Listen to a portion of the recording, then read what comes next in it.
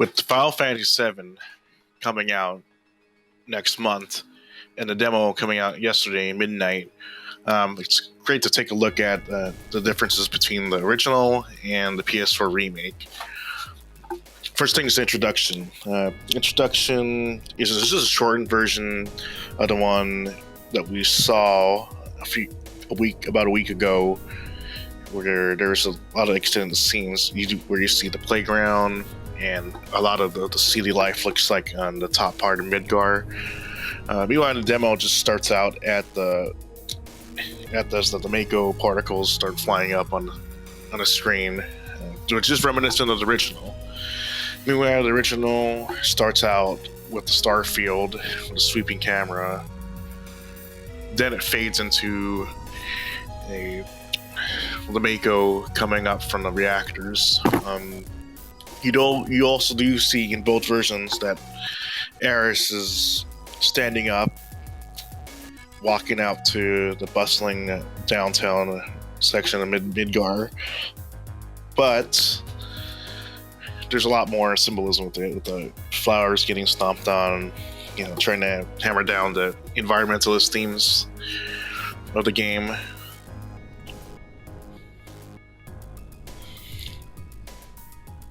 They do also after the the train sequence, you do see that they're similarly cut, where it goes back and forth between the introductory angle of the city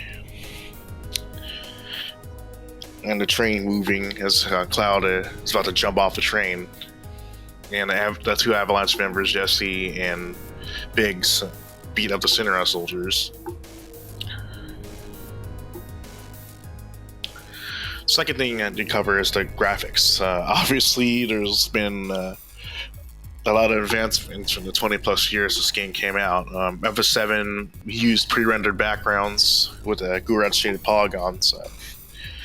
They were not even textured, but there was texture mapping on some backgrounds in the battle system. Meanwhile, the 2020 remake uses the Unreal 4 engine, which is commonplace in game development.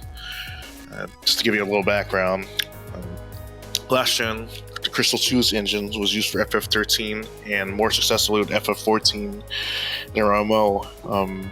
They shifted to Unreal 4 around Kingdom Hearts 3's development, and this looks like a late gen game. The models are top notch, texturing for most of the objects and assets look great. Frame rate's steady at 30 frames.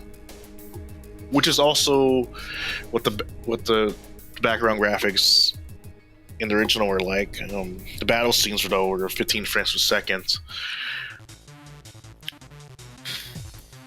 You also have a behind-the-back camera, which is similar to a lot of third-person games these days, compared to FF7's more cinematic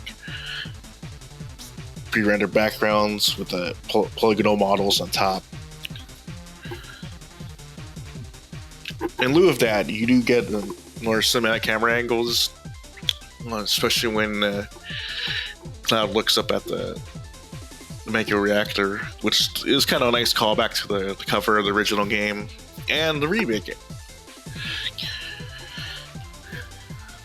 You also notice that skin for the characters is great. It's technically called subspace scattering, and what that basically is let me go look that up.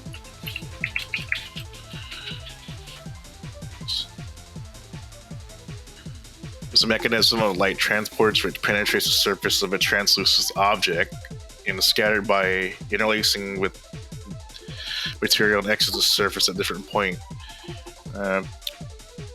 This basically means light does affect the skin better than just going dark and light like in a lot of PS1 games.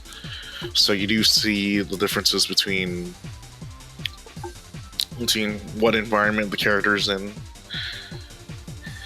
and does make it have a more immersive look. Meanwhile, FF7, the original, uses GURAD shading, which I'll give you an example.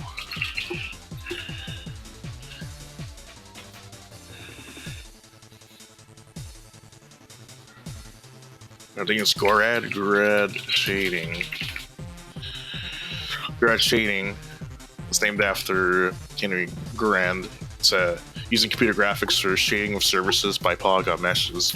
If you did mess around with like something like Maya or 3D Studio Max, you'd see it looks like it's usually just a flat textureless surface with a reflection onto it.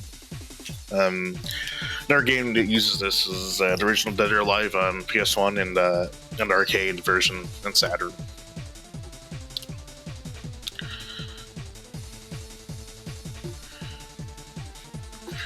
Now the battle system for the original is turn-based, similar to FF4 or 6 on the SNES.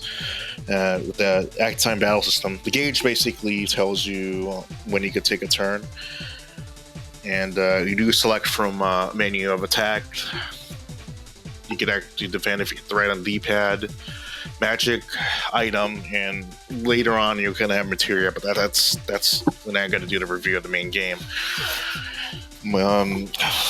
The battles are randomized in the FF7, similar to a lot of JRPGs at the time. You do get transported to a battle screen after that, and a results screen after the battle.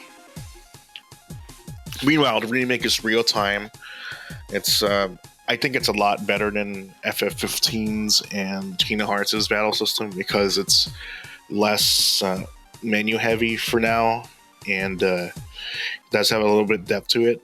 One of the modes you get when you're Cloud is the Punisher mode, which is basically a balanced attack mode, and it's used for crowd control. If you hold down the square button, there's also the operator mode, which gives you quick attacks, but you can counter melee attacks each time. You could also block, which is basically a stand-in for defend in the original. One other difference is that Braver used to be a limit break. Now it's a skill. He also has a thrust. Meanwhile, Barett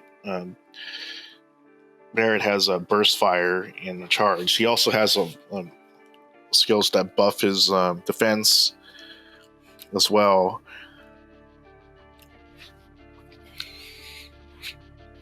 Meanwhile, in the original, Barett has a difference in that he could go on the rear flank and his damage will not be halved, because in the prior FF games, on the SNES and the NES, if you're on the back flank, your damage is half if you're a melee user.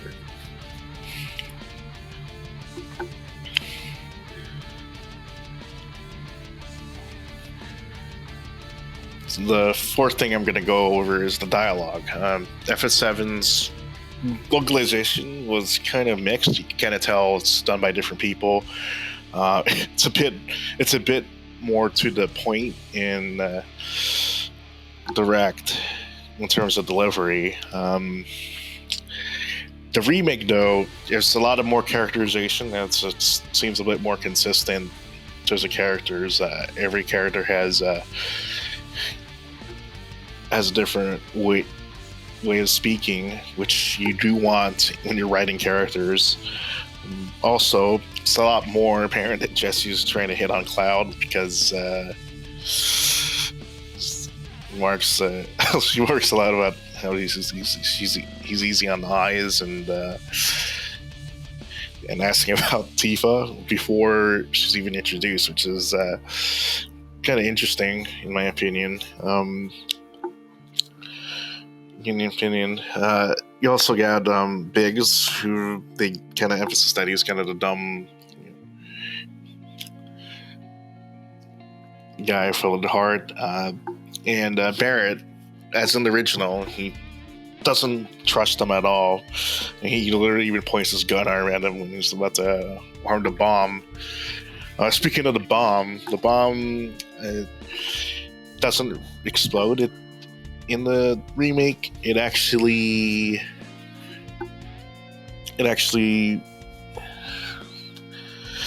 just becomes a dud, and Shinra actually destroy the first reactor.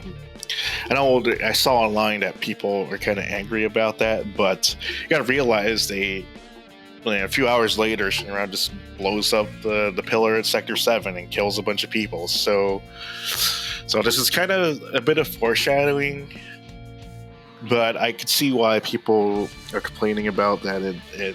It kind of softens up the image of Avalanche, because they are terrorists. Terrorists, and way later on, this is spoilers for like a 20-plus-year-old game. I mean, just for the younger viewers out there, yeah, this is a spoiler. Barett kind of questions why he did it. Also that it seems more, more fitting for Shinra on this one, because they seem a bit more scheming. Who knows what other differences they'll have, but I'm glad to see that there's going to be difference, not a one-to-one remake. And there's only certain games that can do that when you remake them. A good example is the Resident Evil Remake. There's some additions, but it basically plays the same as the original. Lastly, the length. I played through the first few minutes of FF7. You can get through that like around half an hour. But the demo here is pretty long for the 2020 version. It's an hour. Reason being is that there's a lot more dialogue and cutscenes, a little more character interactions, as well as some scripted events dealing with the Scorpion boss, instead of just having Cloud yell, attack while it's tailed up, it's going to counter attack with its laser. I think that's a very confusing translation. I literally attacked it and it countered. This one explains it a lot more, and there's like a scripted event where you have to go for cover while it's charging its laser, which I think it's kind of cool that you could use the environment and take advantage of the real-time battle system, as well as more of a bombastic conclusion to the game. In conclusion, so for the FF7 Remake, it's a great reinvention that's a bit more modern and adds a little bit more character to the original game. It also might piss off purists with some of the changes of story, but we'll see what other changes that appear. And I'm really looking forward to this in Resident Evil 3 this month. You're probably going to see a review for both those games sometime in the near future. And see you later, and don't forget to subscribe, hit that bell notification, and you can go interact with me on Twitter at Token Flip Guy. I'll see you guys later. Peace.